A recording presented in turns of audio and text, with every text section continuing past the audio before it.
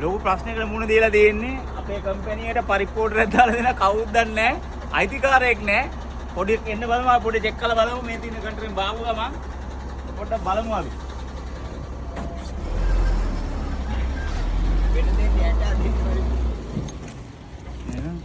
මේ තනිකර පරිප්පු තියෙන්නේ මේ. මේ පෙට්ටියේ තනිකර මේ පරිප්පු තියෙන්නේ. බලන්න.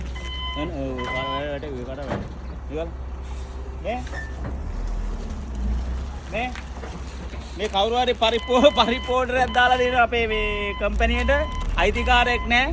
අයිතිකාරයෙක් ඉන්නවනේ ඉක්මනට අපිට කෝල් එකක් දෙන්න. මයිසූර්. මයිසූර්. කවුද නේ අයිතිකාරයෙක් නැහැ මේ පරිප්පු වලට.